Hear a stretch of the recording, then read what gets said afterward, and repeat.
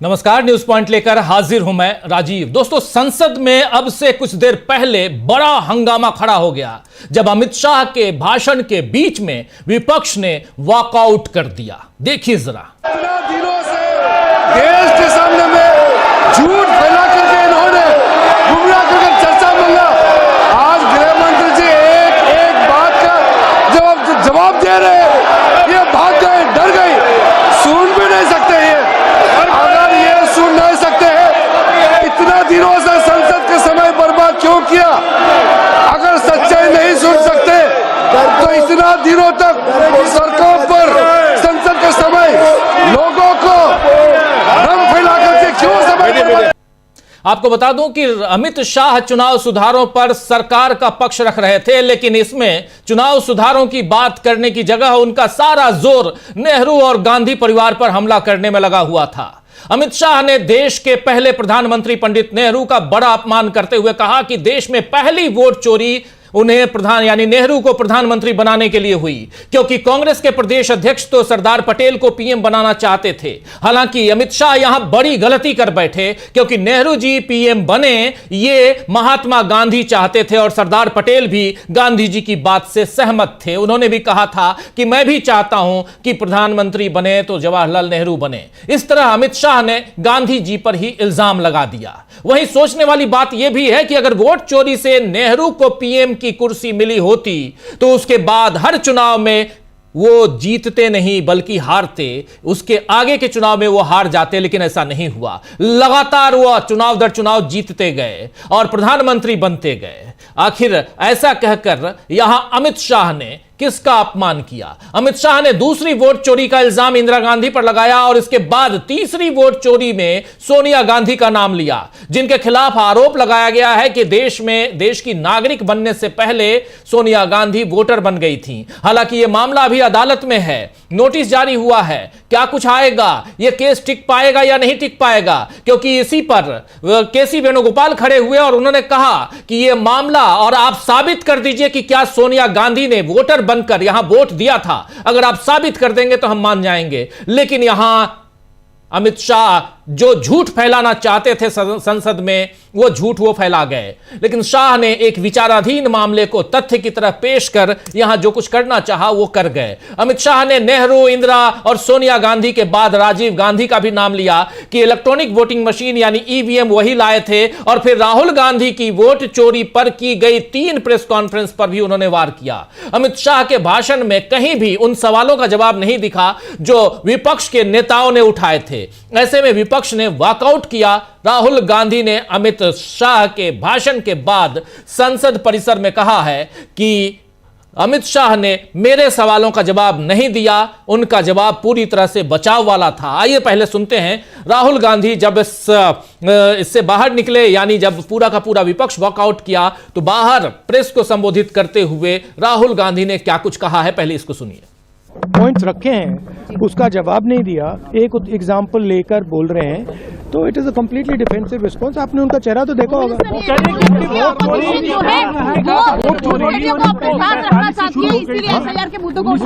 से वोट चोरी शुरू हो गई थी। नहीं, चुनाव आयोग की जो प्रक्रिया, देखिए मैंने 2-3 चीजें कही थी। मैंने कहा था ट्रांसपेरेंट वोटर लिस्ट सबको दीजिए, उसके बारे में एक शब्द नहीं बोला। मैंने कहा कि ईवीएम का आर्किटेक्चर सबको दे दीजिए, उसके बारे में एक शब्द नहीं कहा। मैंने कहा था कि बीजेपी के नेता हरियाणा में और बिहार में वोट दे रहे हैं, उसके बारे में नहीं कहा। मेरे प्रेस कॉन्फ्रेंसेस में सॉलिड प्रूफ है, उसके बारे में कुछ बोला नहीं। सीजीआई को लेकर सेम सीजीआई को लेकर इस इलेक्शन कमिश्नर को फुल इम्यूनिटी दी जा रही है, तो मतलब बिल्कुल वॉकआउट क्यों करने की जरूरत पड़ी आप लोगों को? वॉकआउट से वो कह रहे हैं आप लोग डर गए। नहीं, हम कहाँ डरे। तो सुन रहे थे आप, यहां राहुल गांधी कह रहे थे कि मेरे सवालों का जवाब यहां अमित शाह ने नहीं दिया। वॉकआउट करने के बाद जब बाहर निकले पत्रकारों से बात करते हुए, बाहर निकलकर प्रियंका गांधी ने भी पत्रकारों से बात की और प्रियंका गांधी ने भी अमित शाह के 1.5 घंटे के भाषण पर जो कुछ कहा है जरा सुन लीजिए। 1.5 घंटे के लिए सिर्फ इन्होंने सफाई ही दी है कि इन्होंने वोट चोरी नहीं की। आप बताइए सफाई कौन देता है इतनी लंबी? जी उन्होंने ये बोला कि आप लोगों ने मांगा लोकसभा में। कोई निर्दोष, जब निर्दोष होता है तो कोई इतनी लंबी सफाई देता है? सोनिया गांधी जी का भी तो यहां पर साफ साफ सफाई, आखिर आप जो चोर होता है, जो वोट चोरी करता है, वही सफाई देता है, यह बात कह रही थी यहां प्रियंका गांधी। बहरहाल विपक्ष के वॉकआउट पर किरण रिजिजू चिल्लाते रह गए कि ये लोग भाग रहे हैं। अभी शुरुआत में आपने देखा भी, जरा स्क्रीन पर फिर से ले आइए, कैसे जब विपक्ष वॉकआउट कर रहा था, किरण रिजिजू जो संसदीय कार्य मंत्री हैं वो चिल्ला रहे थे, चीख रहे थे, बाकी लोग हंगामा मचाए हुए थे। सत्ता पक्ष के लिए सबसे तौहीन वाला समय होता है, सबसे ज्यादा बेइज्जती वाला समय होता है जब विपक्ष या कोई भी, आप भाषण दे रहे हैं और कोई सुनने वाला नहीं है, आपके साथी सिर्फ सुन रहे हैं, इससे बड़ी बेइज्जती और कुछ नहीं हो सकती। और यहां देखिए वॉकआउट हो रहा है और बाकी सत्ता पक्ष यहां खड़ा है और ये गुस्से में जो कुछ करना होता है वो करता है। सुन लीजिए एक बार फिर क्या कह रहे हैं यहां किरण रिजिजू, सुनिए। हमको मालूम था ये भागने वाले हैं, सच्चाई को सुनना चाहिए, सच्चाई को सुनना चाहिए। और जब सच्चाई, तो हमको मालूम था ये भागने वाले हैं, यानी आप पहले से उम्मीद लगाए बैठे थे कि ये चले जाएं। बहरहाल विपक्ष के वॉकआउट पर किरण रिजिजू चिल्लाते रह गए। आप देख रहे हैं कि ये लोग भाग रहे हैं, सच्चाई को सुनना नहीं चाहते हैं, लेकिन हकीकत यही है कि राहुल गांधी ने एक बार फिर वोट चोरी के आरोप से बीजेपी को हिलाकर रख दिया है। आप जानते हैं कि कल लोकसभा में चुनाव सुधारों पर चर्चा की शुरुआत हुई तो विपक्ष के सारे नेताओं ने चुनाव आयुक्तों की चयन प्रक्रिया से लेकर एसआईआर, बीएलओ की मौत, वोटर लिस्ट में गड़बड़ी, सही लोगों के नाम को काटना, ऐसे तमाम मुद्दे गिनाए। वहीं राहुल गांधी ने वोट चोरी को सबसे बड़ा राष्ट्र विरोधी, देश विरोधी काम बताते हुए इसके लिए बीजेपी को जिम्मेदार ठहराया था और वोट चोरी का यह मसला महज चुनावों तक सीमित न रहकर राहुल गांधी ने यह भी बताया था कि कैसे आरएसएस और बीजेपी वोट छीनकर देश के ताने बाने को ही तहस नहस कर रहे हैं। राहुल गांधी ने बीजेपी पर ऐसी जगह चोट की जिससे बीजेपी तिलमिला गई और आज राहुल गांधी ने सीधे अमित शाह को प्रेस कॉन्फ्रेंस पर डिबेट की चुनौती दे दी। आइए जरा सुनिए, राहुल गांधी कह रहे हैं कि आप जब प्रेस कॉन्फ्रेंस, मेरे प्रेस कॉन्फ्रेंस की बात कर रहे हैं तो चलिए मेरे ही प्रेस कॉन्फ्रेंस पे डिबेट कर लीजिए। जरा सुनिए पहले राहुल गांधी को और इसके बाद क्या कुछ होता है वो भी देखेंगे हम, लेकिन पहले राहुल गांधी को सुनिए। Actually, let us have a debate on my press conference. Yes. Let us go. Yes. Let us have very good idea. Let us have a debate on my press conference. Okay. Amit Shah ji, I challenge you. I challenge you to have a debate on the three press conferences. Please. ठीक है, बैठ जाओ। तो सुन रहे थे आप यहां पर कि अमित शाह जी, चलिए मैं चैलेंज करता हूं आपको, आप मेरे ही 3 जो प्रेस कॉन्फ्रेंस मैंने जो किए, जिसमें पहली प्रेस कॉन्फ्रेंस में इन्होंने खुलासा किया था महादेवपुरा में कैसे वोटों की चोरी हुई कर्नाटक में, उसके बाद दूसरी प्रेस कॉन्फ्रेंस में इन्होंने खुलासा किया था कि कैसे महाराष्ट्र में वोटों की चोरी हुई, तीसरी प्रेस कॉन्फ्रेंस में इन्होंने खुलासा किया था कि कैसे हरियाणा में वोटों की चोरी हुई, और इन्हीं तीनों प्रेस कॉन्फ्रेंस को यहां अमित शाह उसका जिक्र कर रहे थे। इस पर इन्होंने साफ साफ कह दिया, क्योंकि अमित शाह तथ्यों को तोड़ मरोड़ कर यहां पर पेश कर रहे थे। देश के गृह मंत्री हैं, उनसे उम्मीद नहीं करते हैं लोग, लेकिन फिर भी गृह मंत्री आज जो कर रहे थे उससे देश कहीं ना कहीं शर्मसार तो होगा ही। राहुल गांधी के इस बयान के बाद अमित शाह की तिलमिलाहट और बढ़ गई। आइए देखिए कैसे भड़क गए अमित शाह राहुल गांधी के इस चैलेंज के बाद, सुनिए। माननीय गृह मंत्री जी, मान्यवर, पहली बात मैं स्पष्ट करना चाहता हूं, मैं 30 साल से विधानसभा और संसद में जनप्रतिनिधि के रूप में चुनकर आता हूं। मुझे लंबा अनुभव है संसदीय प्रणाली का। विपक्ष के नेता महोदय कहते हैं कि पहले मेरी बात का आप जवाब दीजिए, मैं सुनना चाहता हूं। आपकी मुंसफी से संसद नहीं चलेगी, मेरे यहां बोलने का क्रम मैं तय करूंगा, इस तरह से नहीं चलेगी संसद। मान्यवर, उनको धैर्य रखना चाहिए, मेरा जवाब सुनने का। इनकी एक एक बात का जवाब मैं दूंगा, मगर मेरे भाषण का क्रम वो तय नहीं कर सकते, मैं करूंगा, क्योंकि मैं बोल रहा हूं। तो देख लिया आपने, यहां अमित शाह बिल्कुल यहां तिलमिला गए, लेकिन इस तिलमिलाहट को राहुल गांधी ने फिर खड़ा होकर, यहां फिर राहुल गांधी खड़े होते हैं और राहुल गांधी कहते हैं ये घबराहट है, ये वोट चोरी है। आइए सुनिए राहुल गांधी को। करूंगा यही बोला ना, उसमें क्यों उत्तेजित हो रहे हो आप? हाँ, आपके 2-2 मिनट में खड़े होने से थोड़ी जवाब देते रहेंगे। नो माननीय गृह मंत्री, नहीं होगा। मैं आपको फिर मौका दूंगा, फिर मैं मौका दूंगा आपको, मौका दूंगा आपको।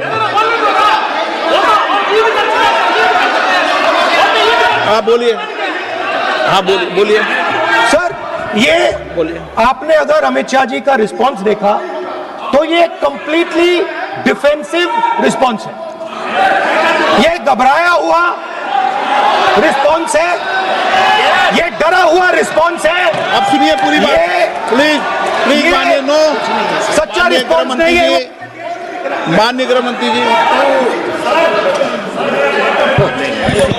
माननीय तो आपने अगर अमित शाह का रिस्पांस देखा तो यहां ये डरा हुआ घबराया हुआ रिस्पांस है, सच्चा रिस्पांस नहीं है। ये बात यहां कह गए राहुल गांधी, इसके बाद और घबराहट बढ़ गई, तिलमिलाहट बढ़ गई यहां अमित शाह की। अमित शाह इसके बाद फिर तो तथ्यों को यहां से उठाकर वहां, वहां से उठाकर वहां फेंकते नजर आए, लेकिन भाषण में बहुत घबराहट दिखाई दी और बहुत ज्यादा यहां डिफेंसिव दिखाई दिए देश के गृह मंत्री, एसआईआर पर, चुनाव सुधार पर अपनी बात रखते हुए, सत्ता पक्ष की बात रखते हुए। लेकिन इससे पहले राहुल गांधी ने कहा कि हिंदुस्तान के इतिहास में पहली बार ऐसा फैसला लिया गया है जिसमें चुनाव आयुक्तों को फुल इम्यूनिटी दी गई है, पूरा प्रोटेक्शन दिया गया है, और इस फुल इम्यूनिटी देने के पीछे जो सोच थी, हमें उसका जवाब चाहिए। हम यही चाहते हैं। मैंने कल भी बोला था, राहुल गांधी कह रहे थे, मैंने अपने भाषण में कहा था कि आखिर आपने ऐसा क्यों किया है। सुनिए जरा राहुल गांधी को। स्पीकर सर, मेरा कल एक सवाल था, जो हिंदुस्तान के इतिहास में पहली बार डिसीजन लिया गया कि इलेक्शन कमीशन को, इलेक्शन कमिश्नर्स को फुल नहीं फुल इम्यूनिटी दी जाएगी। ठीक है, ये है ना, इसका जवाब इसका पीछे मैं खत्म नहीं किया सर। इसके पीछे जो थिंकिंग थी वो हमें सबसे पहले बताएं। तो यहां राहुल गांधी, फुल इम्यूनिटी, इसके पीछे जो सोच थी, हमें उसका जवाब चाहिए। यहां राहुल गांधी पूछ रहे हैं लेकिन जवाब नहीं है। अमित शाह के जोर से बोलने या नेहरू गांधी परिवार को घेरने से जाहिर होता है दोस्तों कि असल मुद्दों के जवाब उनके पास नहीं है, सत्ता पक्ष के पास नहीं है, सरकार के पास नहीं है, या वो देना ही नहीं चाहते। वही मुद्दे भटकाने के लिए बीजेपी को आज एक और विषय मिल गया। राहुल गांधी की 15 से 20 दिसंबर तक होने वाली जर्मनी यात्रा पर बीजेपी ने फिर से उन पर तंज कसना शुरू कर दिया है। आपको बता दूं कि राहुल गांधी 15 से 20 तारीख तक विदेश जा रहे हैं, विदेश में जर्मनी जा रहे हैं। वहां कई अलग अलग यूनिवर्सिटी के छात्रों से मिलेंगे, वहां के जो सत्ता पक्ष है, विपक्ष है, उनसे भी, उसके नेताओं से भी मुलाकात होगी। तो राहुल गांधी विदेश जा रहे हैं तो बीजेपी, यहां आप जानते हैं बीजेपी के लोग क्या कहते हैं, वो कहना शुरू कर दिए। लेकिन यहां एक लेकिन के साथ एक बात और जोड़ना चाहता हूं। हमारे विदेश मंत्री की तरह काम करने वाले हमारे देश के प्रधानमंत्री जी भी तो 15 से 18 तक विदेश की यात्रा पे, 3 देशों की यात्रा पे हैं। उनके बारे में कोई नहीं कह रहा है। 15 तारीख को इधर राहुल गांधी जा रहे हैं तो उसी 15 तारीख से नरेंद्र मोदी भी 3 देशों की यात्रा में पे विदेश जा रहे हैं। ओमान जा रहे हैं, इथोपिया जा रहे हैं, और एक देश शायद इजिप्ट या कहीं और जा रहे हैं, मुझे ज्यादा ध्यान नहीं है। लेकिन ये 2 देशों की यात्रा तो कंफर्म मैं बता रहा हूं, ओमान और इथोपिया। तो नरेंद्र मोदी जा रहे हैं, देश के प्रधानमंत्री, तो कोई बात नहीं। लेकिन देश का नेता विपक्ष, जो देश का प्रधानमंत्री नहीं है, जिसके पास समय भी पूरा है, वो जा सकता है, लेकिन उस पर आरोप।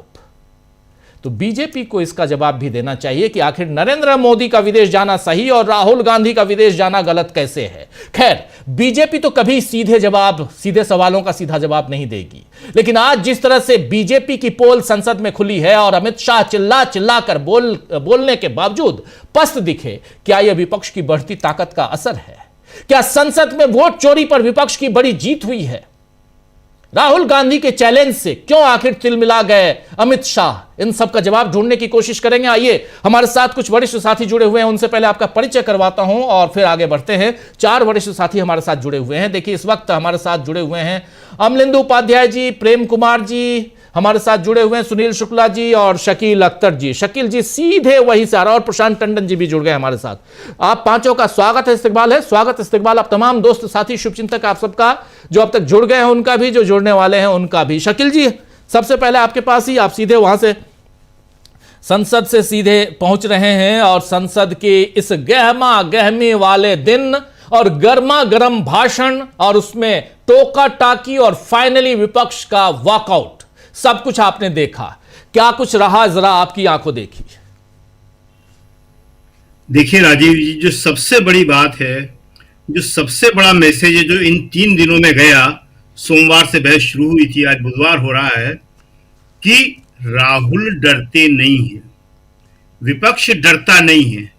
बीजेपी की, अमित शाह की, मोदी जी की सारी थ्योरी ये थी, सारी कोशिश ये थी कि डर का माहौल बना रहे। और आज आपने देखा कि किस तरह राहुल ने सामने उनको तोड़ दिया। अमित शाह जी बोल रहे थे, कुछ भी बोल रहे थे, वो यहां तक बोल गए कि एक वाद आया है सोनिया गांधी के खिलाफ। मतलब कोई जाके कोर्ट में प्राइवेट इस्तगासा पेश कर दे, कोई कोर्ट में चला जाए, कोई FIR किसी के खिलाफ लॉन्च कर दे तो मामला बन जाता है। वो ऐसा बता रहे थे जिसका फैसला हो चुका है। खैर, तो राहुल ने जिस और संसद में गृह मंत्री ये बात कह रहा है, संसद में बिल्कुल सही कहा आपने। तो लीडर ऑफ अपोजिशन ने जो इंटरवीन किया, मोदी जी इंटरवीन नहीं कर पाते, अमित शाह नहीं कर पाते, लेकिन राहुल ने कहा। और राहुल ने जब कहा तो वाकई जो है अमित शाह नहीं, बाकी पूरा जो ट्रेजरी बेंच थी, जो सत्ता पक्ष थी, उसमें एक घबराहट का माहौल बन गया। और राहुल ने जो ये कहा कि आप खाली ये बता दीजिए, बहुत बड़ा सवाल है ये कल से गूंज रहा है कि ये अभयदान इम्यूनिटी क्यों, क्या वजह है कि चुनाव आयुक्तों को हर तरह से हर मामले में अभयदान दिया हुआ है, इम्यूनिटी दी हुई है। इसका कोई जवाब उनके पास नहीं था। विपक्ष का जो वॉकआउट है वो बिल्कुल जायज था, क्योंकि एक पॉइंट पे आज बहस खत्म हो गई लोकसभा में। कांग्रेस ने मांगी थी SIR पे, उन्होंने कहा चुनाव सुधार में बात करेंगे। चुनाव सुधार में 2 दिन की बहस लोकसभा में हुई, करीब 15-20 घंटे हो गए, करीब 2 दिन की हुई, 1 दिन की तय हुई थी, बढ़ा के 2 दिन की गई। सरकार की तरफ से क्या ठोस बातें आई, और उल्टा वो कह रहे हैं कि विपक्ष ने कोई सुझाव नहीं दिए। राहुल ने तो आज भी बताया, राहुल ने 4 बातें बताई थी। उन्होंने कहा था 45 दिन में CCTV क्यों खत्म कर रहे हैं, हमको एक्सेस दो, जो CGI को हटाया है उनको वापस लो, जो मशीन रीडेबल वोटर लिस्ट दो। उनके ठोस सुझाव थे बिल्कुल, लेकिन उसका कोई जवाब नहीं था। तो राहुल ने आज संसद के अंदर भी कहा, लोकसभा के अंदर भी कहा और लोकसभा के बाहर भी कहा कि डर गए, घबरा गए, उनके पास कोई जवाब नहीं था। और प्रियंका ने तो बहुत साफ तौर पे कहा कि क्या कोई सच्चा आदमी जो होता है वो इतनी लंबी सफाई देता है। उनका जोर था बड़ी सफाई पे, 1.5 घंटे आप बोले जा रहे हैं, वो जो मूल मुद्दा है उस पर नहीं बोल रहे। तो राहुल ने जो ये कहा, जो गुस्सा आया था अमित शाह जी को, वो इसमें आया था डिबेट। राहुल ने कहा डिबेट कर लीजिए, मेरी प्रेस कॉन्फ्रेंस में आप डिबेट कर लीजिए। तो डिबेट तो ये कर नहीं सकते। मोदी जी को भी 2024 के चुनाव से पहले राहुल ने चैलेंज किया था कि आइए सामने बैठ जाते हैं, आमने सामने कहीं पे भी हम लोग डिबेट कर लेते हैं।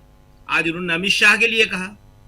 देखिए राजीव जी, जिसने भी लोकसभा और राज्यसभा के अंदर जो लोग देखते हैं, जो पत्रकार हैं, जो ऑफिसर हैं, बाकी सब, अमित शाह जिस तरह व्यवहार करते हैं वो मोदी जी से भी ज्यादा जो है इगोइस्ट दिखते हैं, वो उनसे भी ज्यादा अहंकार में दिखते हैं। अमित शाह के पास जाके उनका कोई मंत्री भी बात खुद से नहीं कर पाता। अमित शाह भी संकेत करते हैं जी, बहुत बहुत छोटा संकेत जैसा होता है, जो बड़ा एक फ्यूडल तरीका होता है, और फिर कोई आके पीछे धीरे से अदब के साथ खड़ा होता है। उनको राहुल गांधी इस तरह चैलेंज कर रहे हैं तो वो जो आतंक का माहौल है वो एकदम से टूट जाता है। बीजेपी के लोग कल से ये बात कर रहे हैं कि राहुल बोल तो अच्छा रहे हैं, प्रियंका ने बोला तो अच्छा, और जो बिहार के चुनाव में इन्होंने एक शब्द बोला था जो वहां आमतौर पे चलता है, गर्दा उड़ा दिया, तो खड़गे जी तो गर्दा ही उड़ा दिया। जी, तो ये जो है गोदी मीडिया के पत्रकारों से लेके वहां के ऑफिसर से लेके और सब बोल रहे हैं कि एसआईआर और वंदे मातरम, इन दोनों विषयों पे जो बहस हुई है, जो चर्चा हुई है, इसमें सरकार को ही नुकसान हुआ है और राहुल गांधी ने इसमें पॉइंट मिले हैं। राहुल गांधी ने इसमें लीड किया है। जी राजेश जी, जी, बिल्कुल बिल्कुल। आता हूं जल्दी से प्रेम कुमार जी, कैसे आप देखते हैं ये पूरा घटनाक्रम? आपने देखा और इसमें सबसे बड़ी चीज कि राहुल गांधी खड़े होकर सीधे कह रहे हैं कि आप जब मेरी प्रेस कॉन्फ्रेंस की बात कर रहे हैं तो चलिए उस पर डिबेट कर लेते हैं, लेकिन यहां गुस्से में क्यों लाल हो गए अमित शाह? आखिर क्या यहां लगा? बाद में उन्होंने जब वो बैठते हुए जब उन्होंने अपनी बात रखी तो कह रहे हैं कि माननीय चेयर को कि आपने प्रोटेक्शन दिया इसके लिए धन्यवाद, गृह मंत्री को प्रोटेक्शन दिया इसलिए धन्यवाद। खैर, अपनी बात रखिए प्लीज। जी शुक्रिया राजीव जी। देखिए, सिर्फ चेयर से प्रोटेक्शन नहीं मिला। अमित शाह जी को जब नेता प्रतिपक्ष राहुल गांधी ने सवाल पूछे तो माहौल पूरी तरह से टेंस दिखा और सारे लोग उनके पक्ष में खड़े होकर इस तरह से घूमने लगे जैसे कोई कमांडो एक्शन में आ रहा है, कोई व्यक्ति खड़ा है उसके साथ में कमांडो बोल रहा है। और केंद्रीय गृह मंत्री अमित शाह जी ने तो साला शब्द का इस्तेमाल किया है, गाली दी है।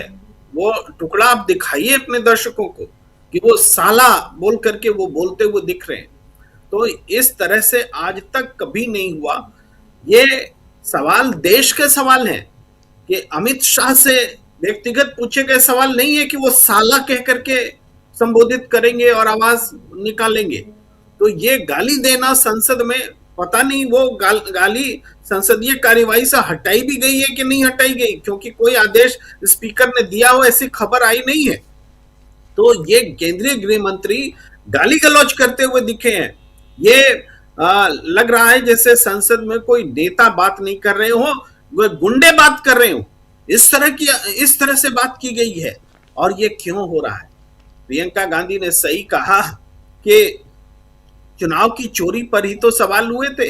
1.5 घंटे तक सफाई देते रहे, 1.5 घंटा सफाई देने में लगा। आइए जरा प्रियंका गांधी को, 1 मिनट प्रियंका गांधी को सुन लेते हैं जो आप कह रहे हैं। प्रियंका गांधी को एक बार जरा सुना दीजिए, जो साथी बाद में जुड़े हैं उनके लिए जरूरी है। प्रियंका गांधी, राहुल गांधी ने भी अपनी बात रखी है और राहुल गांधी अंदर भी बाहर भी, लेकिन प्रियंका गांधी सुनिए। 1.5 घंटे के लिए सिर्फ इन्होंने सफाई ही दी है कि इन्होंने वोट चोरी नहीं की। आप बताइए सफाई कौन देता है इतनी लंबी? जी उन्होंने ये बोला कि आप लोगों ने मांगा लोकसभा में। कोई निर्दोष, जब निर्दोष होता है तो कोई इतनी लंबी सफाई देता है?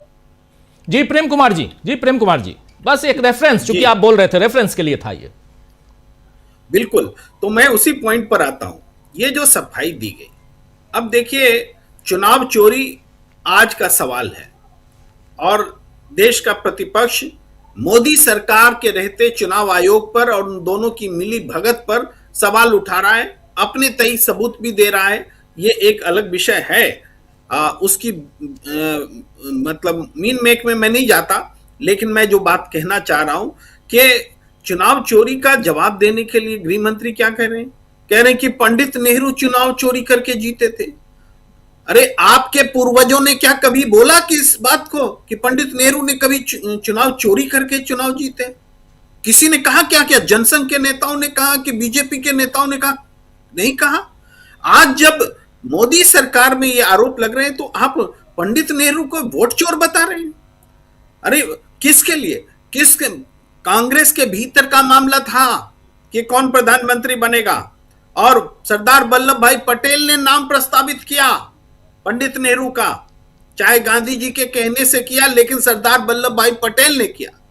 और सरदार वल्लभ भाई पटेल के बारे में आप कह रहे हैं कि उनका वोट चोरी हो गया। इतना बड़ा झूठ। इस झूठ के सामने जो आज आप पूरे चुनाव को वोट चोरी के सवालों से घेरे हुए हैं, उसके लिए जिम्मेदार है, उसकी जवाबदेही है आपकी, उसका जवाब नहीं दे रहे और पंडित नेहरू को आप वोट चोर बता रहे हैं। और आप देखिए वहां तक नहीं रुकते, आप इंदिरा गांधी पर आते हैं, आप राजीव गांधी पर आते हैं।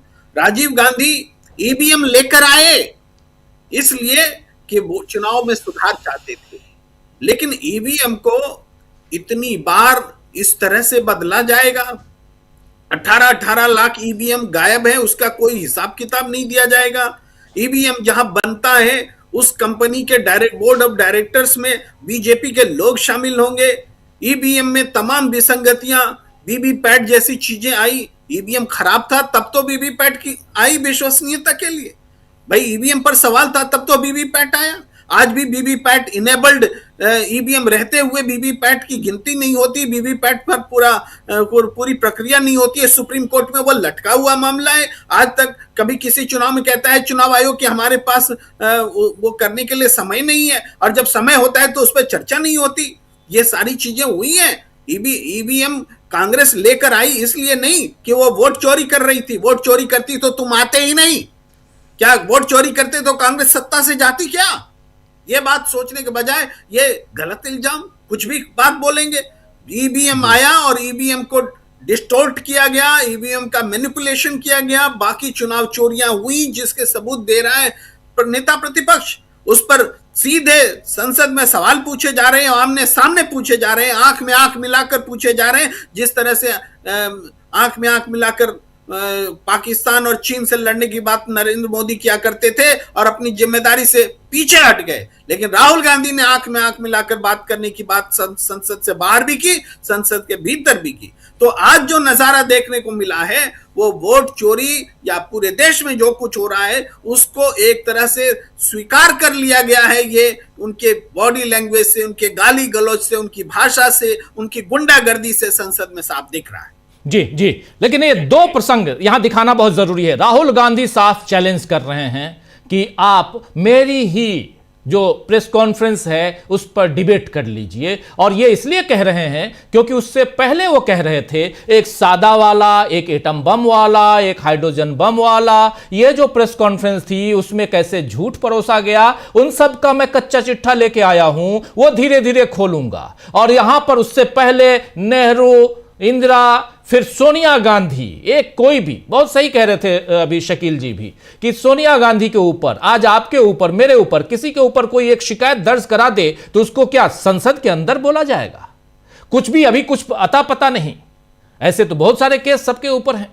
तो इसलिए, लेकिन राहुल गांधी चैलेंज कर रहे हैं। जरा सुन लीजिए फिर से, और आता हूं प्रशांत टंडन जी आपके पास भी, फिर सुनील शुक्ला जी आपके पास भी आता हूं। राहुल गांधी चैलेंज कर रहे हैं और अमित शाह परेशान हो रहे हैं। पहले राहुल गांधी के चैलेंज सुनिए। Actually, let us have a debate on my press conference. Yes. Let us go. Yes. Let us have very good idea. Let us have a debate on my press conference. Okay. Amit Shah ji, I challenge you. I challenge you to have a debate on the three press conferences. Please please please, ठीक है, बैठ जाओ। अब इसके बाद जरा सुन लीजिए अमित शाह का रिएक्शन सुन लीजिए जरा, फिर आता हूं प्रशांत टंडन जी के पास। माननीय गृह मंत्री जी। मान्यवर, पहली बात मैं स्पष्ट करना चाहता हूं, मैं 30 साल से विधानसभा और संसद में जनप्रतिनिधि के रूप में चुनकर आता हूं। मुझे लंबा अनुभव है संसदीय प्रणाली का। विपक्ष के नेता महोदय कहते हैं कि पहले मेरी बात का आप जवाब दीजिए, मैं सुनना चाहता हूं। आपकी मुंसफी से संसद नहीं चलेगी। मेरे यहां बोलने का क्रम मैं तय करूंगा, इस तरह से नहीं चलेगी संसद। मान्यवर, उनको धैर्य रखना चाहिए, उनको धैर्य रखना चाहिए मेरा जवाब सुनने का। इनकी एक एक बात का जवाब मैं दूंगा, मगर मेरे भाषण का क्रम वो तय नहीं कर सकते, मैं करूंगा क्योंकि मैं बोल रहा हूं। किसने कहा कि आप नहीं, हम ही करेंगे तय? ये तो आपने खुद कहा था कि मैं आपके हर प्रेस कॉन्फ्रेंस के एक एक सवाल का जवाब दूंगा। राहुल गांधी की प्रतिक्रिया इस पे बहुत ही एक सीधी साधी प्रतिक्रिया, बहुत शांत प्रतिक्रिया आई राहुल गांधी की, जरा उसको सुन लीजिए। फिर प्रशांत जी आपके पास आता हूं कि आखिर संसद की परंपरा क्या यहां खत्म होती जा रही है, ये इस पे बात करना जरूरी है। प्रशांत जी आपके पास आता हूं, और संसद के इस ऐसी कार्रवाइयों को आपने, हमने, हमारे तमाम साथियों ने, शकील जी तो लगातार कर ही रहे हैं, सबने कवर किया है, खूब कवर किया है हम लोगों ने संसद के दोनों सदनों को। जरा सुनिए राहुल गांधी को।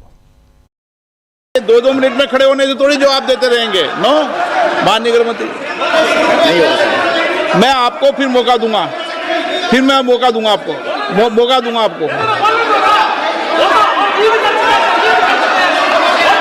आप बोलिए, हाँ बोलिए सर, ये बोलिए। आपने अगर अमित शाह जी का रिस्पॉन्स देखा तो ये कंप्लीटली डिफेंसिव रिस्पॉन्स है, ये घबराया हुआ रिस्पॉन्स है, ये डरा हुआ रिस्पॉन्स है। अब सुनिए पूरी बात, प्लीज मानिए। नो, सच्चा रिस्पॉन्स नहीं है। माननीय गृह मंत्री जी, सुन रहे थे आप, प्रशांत जी सुन रहे थे इसको। जरा आपकी प्रतिक्रिया और सवाल वही कि क्या यहाँ पर संसदीय परंपरा का ख्याल नहीं रखा जा रहा है। जिस प्रकार 1.5 घंटे तक भाषण दिए, आप 1.5 घंटे नहीं, आप दिन भर भाषण दीजिए, कोई दिक्कत नहीं है, लेकिन शब्दों का इस्तेमाल और बहुत कुछ गर्माहट गर्मागर्म सब कुछ हम लोगों ने देखा है, लेकिन तथ्यों को तोड़ मरोड़ कर, और अगर झूठ शब्द बोलूं और संसद के अंदर तो झूठ शब्द असंसदीय है, वैसे शब्दों का, झूठे झूठे शब्दों का इस्तेमाल करना सदन के अंदर कैसे देखा जाए इस पूरे, और उसमें भी इतनी गंभीर चर्चा। चुनाव सुधार की बात हो रही थी ना, कह रहे थे यहां अमित शाह कि 30 चुनाव तो पिछले 11 साल में अलग अलग विधानसभाओं के विपक्ष ने भी जीते हैं, कांग्रेस पार्टी भी जीती है, हम 44 जीते तो आप 30 जीते हैं, ये कह रहे थे। ठीक है, और उसके बाद वही जो हम लोग व्हाट्सएप यूनिवर्सिटी में देखते हैं कि जब ये हारते हैं तो रोते हैं, जब जीतते हैं तो फिर नया कपड़ा पहन के आ जाते हैं ओथ लेने के लिए। ये सब शब्द थे माननीय के। प्रशांत जी, देखिए, कपड़ों के मामले में तो मोदी जी से की टक्कर कोई ले नहीं सकता। बड़े बड़े फिल्म स्टार भी नहीं ले सकते। जितने कपड़े वो बदलते हैं उतने कपड़े जिनमें तो शाहरुख खान भी नहीं बदलता होगा। लेकिन पिछले 3 दिन में राजीव जी हम लोगों ने देखा है, दरअसल ये मामला क्या है, ये हंगामा क्यों बरपा है, उसकी वजह है वंदे मातरम पे हुई डिबेट, और वो बिल्कुल उल्टा पड़ गया मामला। मतलब किसी और इरादे से उसको लाए थे, अच्छा होमवर्क नहीं था, गलत रणनीति थी, गलत विषय की चॉइस थी। आप फ्रीडम स्ट्रगल के मामले पर डिबेट करना चाहते हैं जिसमें कोई आपका पृष्ठभूमि नहीं थी, तो जाहिर है कि उस डिबेट में आपका वही होना था जो हुआ मोदी जी का। बिल्कुल गलत चुनाव था, और वो गलत वेस्ट बंगाल के चुनाव के चक्कर में वो मुफ्त में उन्होंने जो है, जिसको कहते हैं आ बैल मुझे मार, वो उन्होंने किया।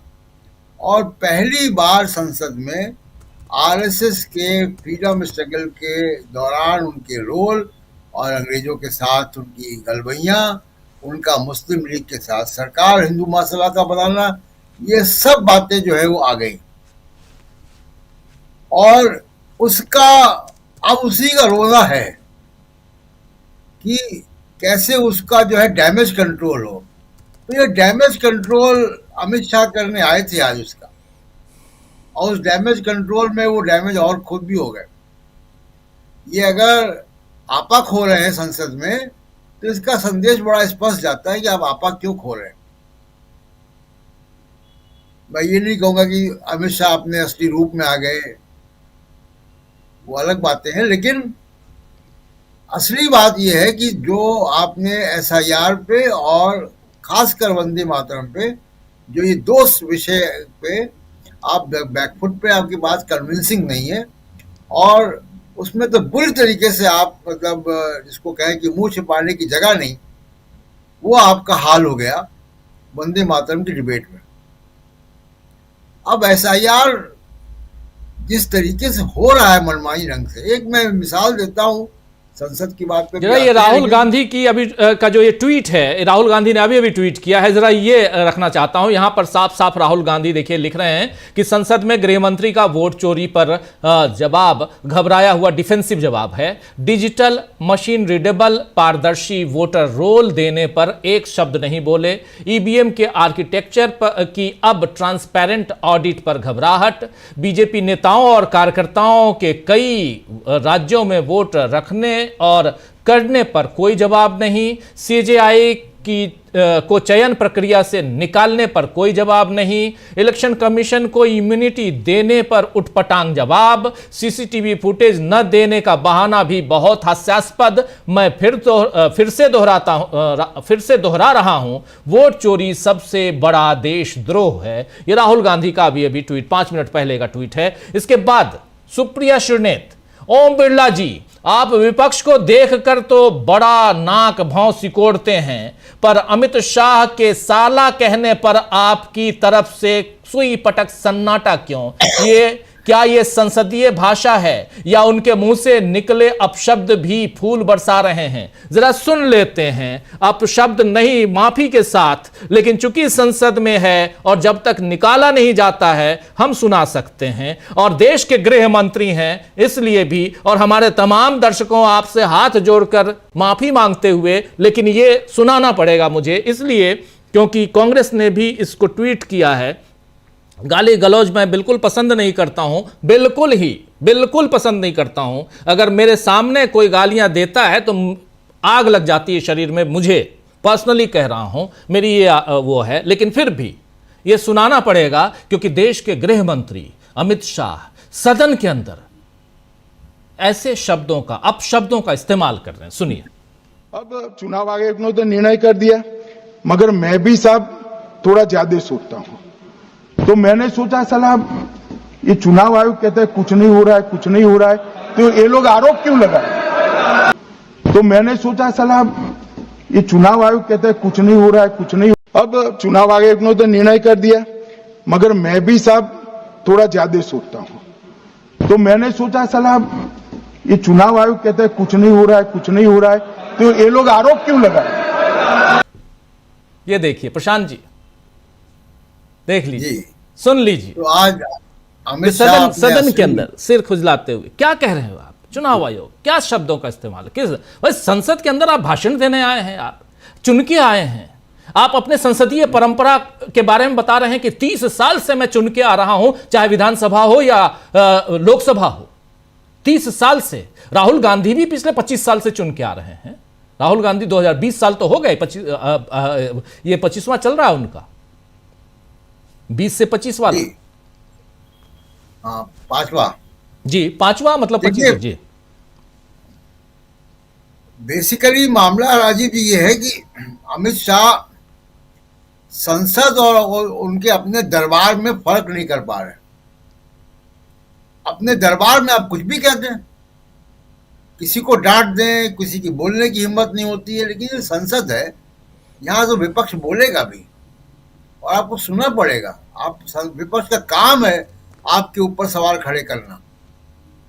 तो ये दरबार और अपना दरबार और संसद में फर्क नहीं कर पा रहे, भले कितने साल से हो। उनको अभी भी लग रहा है कि ये मेरे सामने राहुल गांधी ने ये कैसे कह दिया, मेरे दरबार में तो किसी की हिम्मत नहीं होती है। तो बेसिकली ये दरबार का मामला है, वो दरबार की आदत है, दरबार की शब्दावली है और वो संसद में ले आए। लेकिन जो मामला है कि वो डिफेंसिव है। और एक मैं उदाहरण देता हूं राजीव जी, अभी उत्तर प्रदेश में SIR की प्रक्रिया चल रही है। 3 करोड़ लोग निकाले जा चुके हैं, 3 करोड़ लोग राजीव जी उत्तर प्रदेश में, जिनको कहा जा रहा है कि एब्सेंट, शिफ्टेड और डेड या मृत पाए गए। अब इसमें 15.44 लाख, 15 करोड़ 44 लाख मतदाताओं में 6% एब्सेंट है, 10% कहीं और चले गए, 4% जिनकी मृत्यु हो गई है।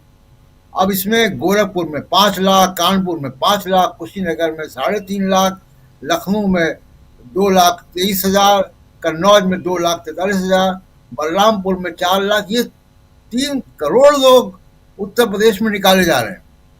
ये वही बिहार रिपीट हो रहा है। बिहार में 69 लाख लोग निकाले गए थे, यहाँ उत्तर प्रदेश अब तक 3 करोड़ लोग निकाले जाते। तो अगर इस तरीके का SIR होगा, इस तरीके की प्रक्रिया चलेगी, तो विपक्ष तो सवाल खड़े करेगा जी।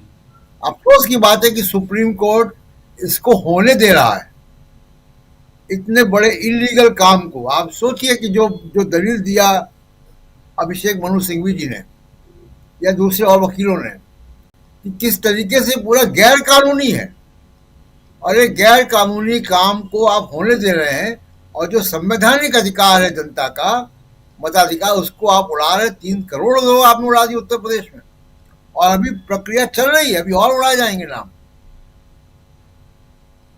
और एक आखिरी बात जो कि राहुल गांधी ने जो रेखांकित किया है कि चुनाव आयुक्तों को किस तरीके से लीगल प्रोटेक्शन जो है वो दिया गया है कि उनके खिलाफ कोई कार्रवाई नहीं होगी। भारत के संविधान में आर्टिकल 361 में ऐसा प्रोटेक्शन केवल भारत के राष्ट्रपति और गवर्नर को है, जिनके खिलाफ कोई एफआईआर नहीं हो सकती, कोर्ट में मुकदमा नहीं हो सकता। केवल 2 लोगों को है पूरे संविधान में, किसी को नहीं है। भारत की प्रधानमंत्री रहते हुए इंदिरा गांधी जो कटघरे में भी गई थी इलाहाबाद हाई कोर्ट के, पहली और आखिरी प्रधानमंत्री, तो किसी को नहीं है। तो ये क्या चुनाव आयुक्त कोई ऊपर से आए हुए देवता हैं, अवतार हैं? इनकी जवाबदेही भारत के कानून के प्रति नहीं होगी।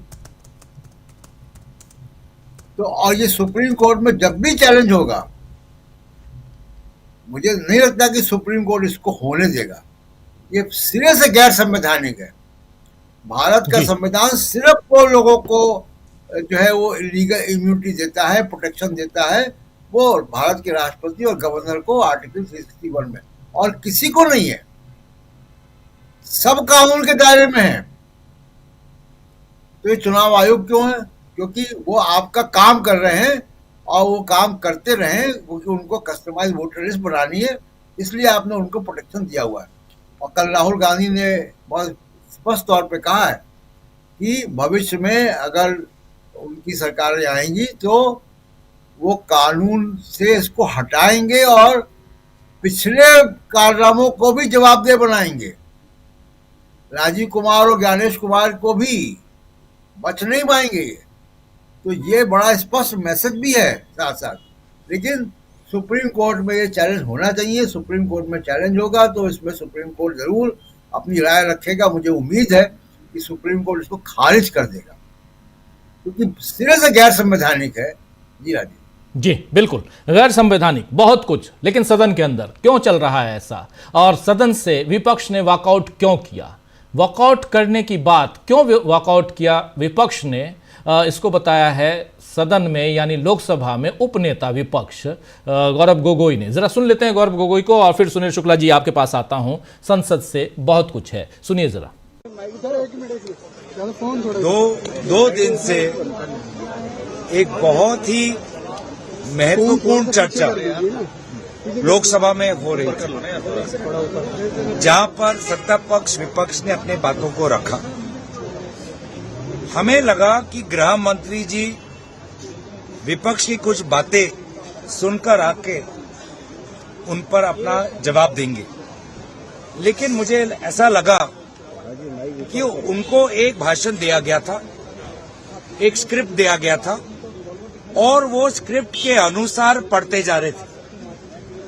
राहुल गांधी जी ने जो अहम सवाल उठाए, अखिलेश यादव जी ने जो अहम सवाल उठाए, टीएमसी के कल्याण बनर्जी ने, डीएमके के मारन जी ने, एनसीपी के सुप्रिया सुले जी ने, विभिन्न जो हमारे राजनीतिक दल के नेताओं ने जो भी अहम विषय उदाहरण प्रमाण के साथ रखे, हमें लगा कि गृह मंत्री आएंगे, बातें रखेंगे, लेकिन गृह मंत्री एक भाषण, एक स्क्रिप्ट, एक लिखे हुए भाषण को वो पढ़ रहे थे और बार बार अफवाहें। अब वो एक उदाहरण देता हूं, उन्होंने कहा कि कांग्रेस पार्टी कभी चुनाव आयोग के पास गई नहीं। कितने बार चुनाव आयोग के बाहर हमारे दलों के नेताओं ने प्रेस कॉन्फ्रेंस किया है, कितने बार हमने कंप्लेंट दर्ज की है, और सदन के अंदर कितने बार विभिन्न दलों के नेताओं ने कहा है कि हम चुनाव आयोग के पास जाते हैं, कंप्लेंट लेके जाते हैं, चुनाव आयोग हमारी बात सुनता ही नहीं, कोई उस पर जवाब नहीं, और उल्टा बोल रहे हैं कि हम कभी गए नहीं। अब वो कहते हैं कि वोटर लिस्ट प्रदूषित है, वोटर लिस्ट प्रदूषित है, घुसपैठी है। अच्छा, जब आपको 400 पार का सपना दिख रहा था, जब प्रधानमंत्री मोदी जी अपने आप को दिव्य व्यक्ति समझ रहे थे, तब आपको वोटर लिस्ट में प्रदूषण नहीं देखा, तब आपको वोटर लिस्ट में घुसपैठिया नहीं देखा।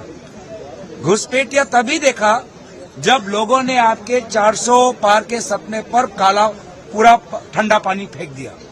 तब आप समझ गए कि नहीं, ऐसे होगा तो सरकार जाएगी। और 400 पार का जो सपना का जो करारा हार मिला, आप समझ गए थे कि हरियाणा में आप हारने वाले हो, महाराष्ट्र में आप हारने वाले हो, बिहार में आप हारने वाले हो। सरकार 2.5 साल में पलटने वाली है। और अपने पलटने वाली सरकार को बचाने के लिए आपने विशेष रूप से हरियाणा में वोट चोरी की, आपने विशेष रूप से महाराष्ट्र में वोट चोरी की, आपने विशेष रूप से बिहार में वोट चोरी की। घुसपैठिया प्रदूषित वोटर लिस्ट, तो प्रदूषित वोटर लिस्ट के आधार पर नरेंद्र मोदी जी प्रधानमंत्री बने। घुसपैठियों के आधार पर आज उनकी सरकार सत्ता में है, ये कहना चाहते हैं।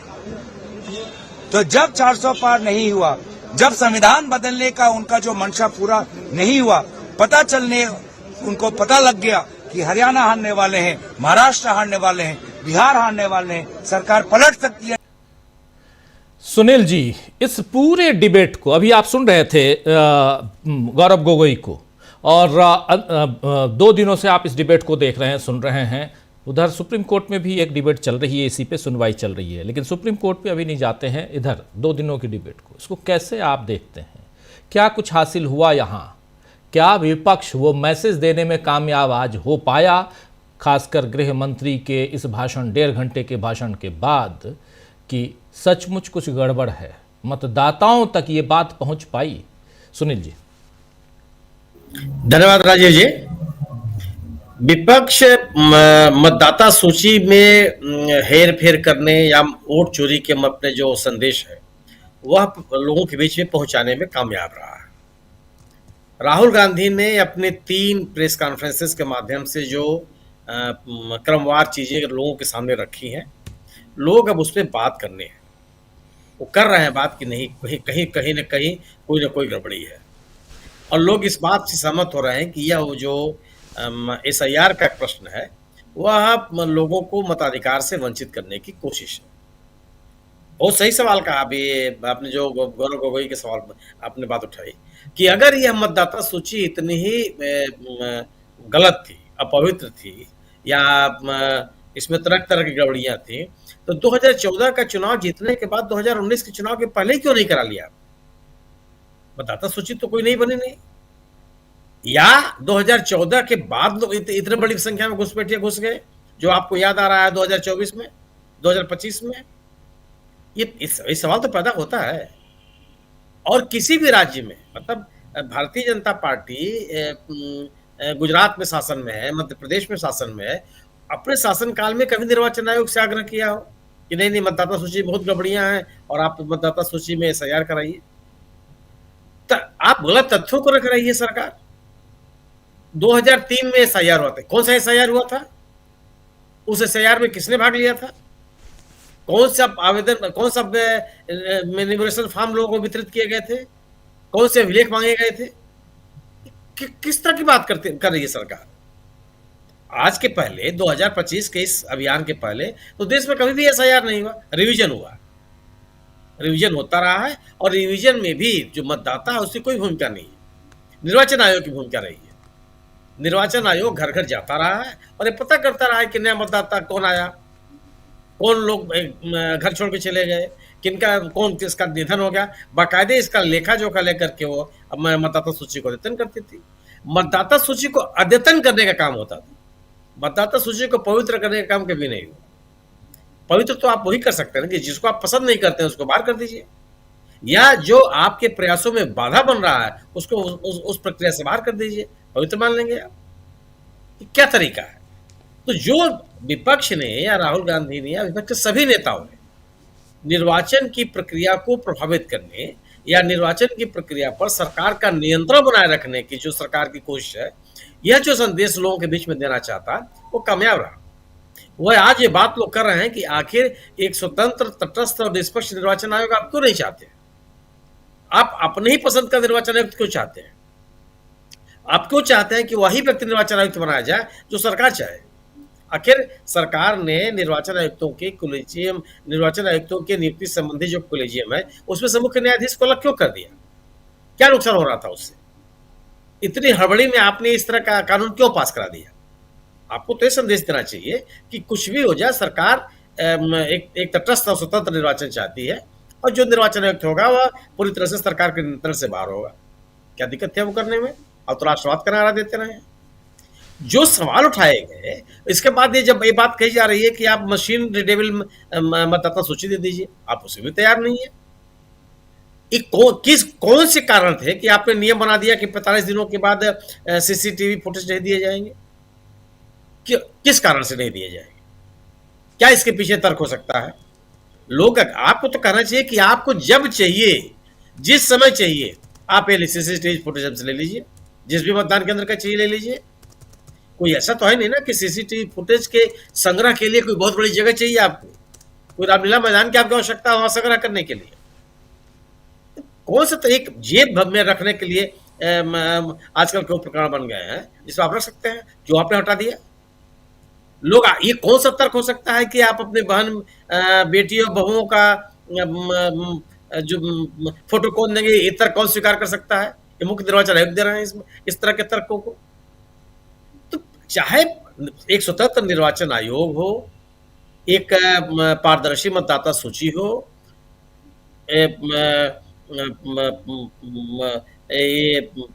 सीसीटीवी फुटेज उपलब्ध कराने का सवाल हो, जितनी बातें विपक्ष ने उठाई हैं, किसी प्रश्न का जवाब सरकार ने नहीं दिया।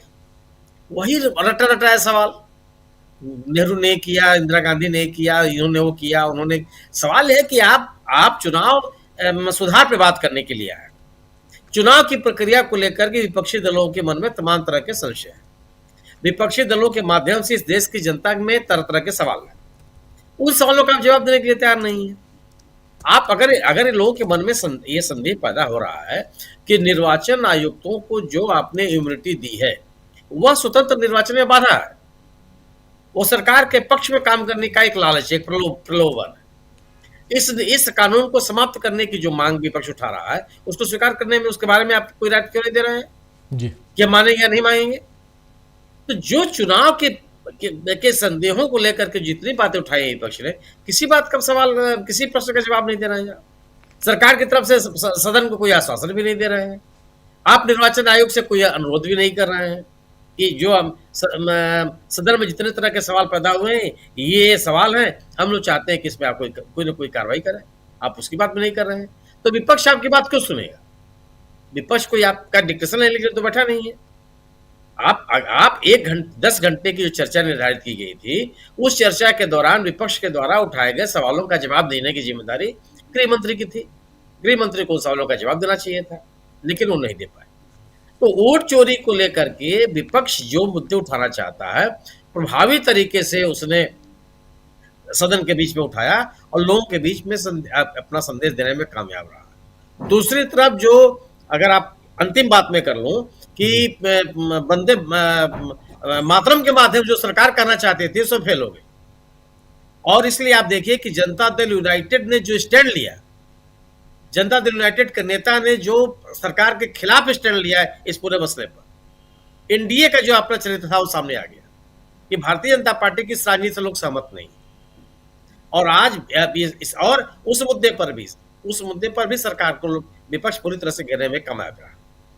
जी, बिल्कुल। उसमें आप जेडीयू की बात कर रहे हैं, बहुत महत्वपूर्ण बात आपने कही है और इस पे आगे भी हम चर्चा करेंगे। लेकिन अमलेंदु जी, सदन के अंदर बात हो रही थी चुनाव सुधार, एसआईआर से चुनाव सुधार पे आए, लेकिन चाहे वो इससे पहले वाला मामला यानी वंदे मातरम का मामला हो या चुनाव आयोग का मामला हो, दोनों जगह कैसे यहाँ पर, और खासकर आज जो अमित शाह का भाषण है उसको आप कैसे देखते हैं? राहुल गांधी का जो बीच में टोकना, बोलना, चैलेंज देना, उसको कैसे देखा जाए, और उसके बाद वॉकआउट विपक्ष का? देखिए राजीव जी, एक तो अमित शाह जी ने आज एक रास्ता खोल दिया कि मोदी जी को जो 99 गालियां दी गई हैं उसमें 100वीं गाली जो है उसको शामिल कर लिया जाए संसदीय कार्यवाही में, ताकि अगली बार कोई मोदी जी को गाली देना चाहे तो वो गाली ना हो, संसदीय शब्द के तौर पर देखा जाए, ताकि मोदी जी उसको जो है वो संसदीय मतलब गाली में शब्द शुमार ना कर सकें। वरना इस तरीके की शब्दावली का राजीव जी कम से कम संसद में इस्तेमाल करने की कोई आवश्यकता नहीं थी। भाई आप गुंडे होंगे, बड़े कहीं के भी होंगे, लेकिन संसद के अंदर तो गुंडे नहीं है, संसद के अंदर तो आप जनप्रतिनिधि हैं, जैसा कि आप बता भी ना, आप 30 साल से चुनकर आते रहे। तो ये आपको संसदीय भाषा का ही प्रयोग करना चाहिए था। लेकिन इससे ज्यादा आश्चर्यजनक ये है कि अभी तक हमारे ओम बिरला साहब जो हैं, जो बात बात पे जो है संसदीय मर्यादा और जाने क्या क्या का पाठ पढ़ाते हैं, उनके मुख से एक शब्द अभी तक नहीं निकला है। और अभी तक हमने तो कम से कम राजीव जी नहीं देखा कि उसको संसद की कार्यवाही से निकालने का कोई फरमान आया है कि नहीं आया है। आया होगा तो बहुत अच्छी बात है, और नहीं आया होगा तो फिर इसको कल एक प्रपत्र जारी कर देना चाहिए ओम बिरला साहब को कि अभी इन शब्दों का इस्तेमाल प्रधानमंत्री के लिए सदन के अंदर किया जा सकता है, तो फिर ये कार्रवाई से नहीं निकाला जाएगा। बहरहाल ये ओम बिरला साहब के ऊपर निर्भर करता है, अमित शाह जी की क्या मंशा रही होगी ये उसके ऊपर निर्भर करता है। लेकिन राजीव जी जिस तरीके की आज दादागिरी दिखाने की कोशिश की गृह मंत्री ने, उसका माकूल जवाब विपक्ष की तरफ से मिला। आ गया है और इस शब्द को हटा दिया गया, म्यूट कर दिया गया है, और उसमें लिखा हुआ है ये आ गया है, और इसको काटा गया, हटाया गया है। और मुझे लगता है कि चूंकि बहुत आधिकारिक तौर पर सुनाया था, मैं इसको अब आप लोगों के बीच रखना भी चाहूँगा। शकील जी से मैं पूछना चाहता हूँ, शकील जी इसको हम दिखा सकते हैं? एक्सपंज करने का दिखा सकते हैं। तो इसको मैं दिखाना चाहता हूं हमारे तमाम साथी जो इस वक्त इस कार्यक्रम को देख रहे हैं। अब इसको, ये जो कार्यवाही है, मैं अपने टीम को दे रहा हूं कि इसमें पहला ही शब्द जहां साला वर्ड का इस्तेमाल किया गया है, उसको जो अमित शाह ने बोला, उसको संसदीय कार्यवाही से हटा दिया गया है। लेकिन सबसे बड़ी बात कि चलिए, होता है कई बार कि सुनने में कुछ शब्द आपको, वैसे मैं ऑलरेडी अपनी टीम को भेज चुका हूं, टीम हमारी अभी दिखाएगी। ये देखिए जरा, मैं चाहता हूं इसको जरा सबसे पहला शब्द थोड़ा और जूम इन कीजिए, वो शब्द और ऊपर लेके आइए। ये देखिए पहला, कि साला अब चुनाव आयोग कहता है कि कुछ नहीं हो रहा है, कुछ नहीं हो रहा है। ये अमित शाह के भाषण का, दोस्तों जो नहीं जानते हैं उनको मैं बता दूं कि संसदीय जो कार्यवाही जब भाषण देते हैं जो माननीय, तो उसके बाद, और यहां देखिए राहुल गांधी विपक्ष के नेता कह रहे हैं महोदय ये असंसदीय है। यहां देखिए, उसके बाद गौरव गोगोई कह रहे हैं क्या आप बाजार में बात कर रहे हैं? अमित शाह फिर कहते हैं मान्यवर, अगर मैंने कोई गलत शब्द बोला तो आप उसको संसदीय कार्यवाही से निकाल दीजिए। अब देखिए ऊपर, जरा ऊपर वाले, फिर ये यहां पर not in record, not recorded, ये जो है ना ये लिखा हुआ। और श्री अमित शाह जी का जो भाषण है ये आज 10/12/2025, ऐसे हम पत्रकारों के पास ये आता है दोस्तों कि कहां कहां से क्या क्या हटाया गया, उनके भाषण के कौन कौन से शब्दों को, किन किन शब्दों को हटाया गया है, किसको रखा गया है। और इसमें सबसे नीचे आइए, उसके बाद फिर इसके आगे भी है, लेकिन हम आपको पहला ही शब्द, ये पहला ही पेज आपको दिखा रहे हैं जिसमें सबसे ऊपर, और राहुल गांधी ने, थोड़ा ले आइए फिर से वहां पे, ये कह रहे हैं, फिर राहुल गांधी इंटरवीन करते हैं, विपक्ष के नेता राहुल गांधी, महोदय ये असंसदीय शब्द है, साफ कह रहे हैं। और वहां असंसदीय कैसे कि साला अब चुनाव आयोग कहता है कि कुछ नहीं हो रहा है, कुछ नहीं हो रहा है, तो ये लोग आरोप लगा रहे हैं। व्यवधान होता है, विपक्ष के नेता खड़े होते हैं, कह रहे हैं महोदय ये असंसदीय है। विपक्ष के उपनेता खड़े होते हैं, गौरव गोगोई, वो भी कहते हैं क्या आप बाजार में बात कर रहे हैं। और अमित शाह फिर कहते हैं कि अगर मैंने कोई गलत शब्द बोला है तो आप उसको संसदीय कार्यवाही से निकाल दीजिए। मान्यवर, मैंने सोचा कि जब कोई गलती नहीं है तो ये लोग विरोध क्यों कर रहे हैं। फिर मुझे याद आया कि जब इनके जमाने में चुनाव होते थे, बिहार और उत्तर प्रदेश में सरकारें बनती थी, तो उसके बाद ये अपना भाषण शुरू करते हैं। लेकिन इनको अभी भी पता नहीं कि आखिर राहुल गांधी जैसे नेता, गौरव गोगोई जैसे नेता खड़े होकर क्यों कह रहे हैं कि यह असंसदीय है। असंसदीय शब्द का इस्तेमाल किया यहां पर अमित शाह ने, इसलिए यह बहुत महत्वपूर्ण हो जाता है। चलिए खैर, चूंकि ये आ गया, अभी आपके सामने हमने रख दिया। राहुल गांधी ने इसको तत्काल संज्ञान में ले लिया था, और जिसको अभी प्रेम कुमार जी कह रहे थे। और प्रेम कुमार जी, मैं एक्चुअली इसीलिए शुरुआत में इसको लेके नहीं आया था, क्योंकि फिर वो चूंकि संसद के अंदर की बात है, संसद की मर्यादा बाकी माननीय रखें ना रखें, हम लोग चूंकि रिपोर्टिंग करते रहे हैं तो उन मर्यादाओं का पालन करते हैं, इसीलिए मैं उसको लेके नहीं आया था। नहीं तो मेरे पास ये पहले से बाइट थी और मैं चाह रहा था कि आप लोगों के बीच रखूं और इंतजार कर रहा था कि किसी की प्रतिक्रिया आ जाए।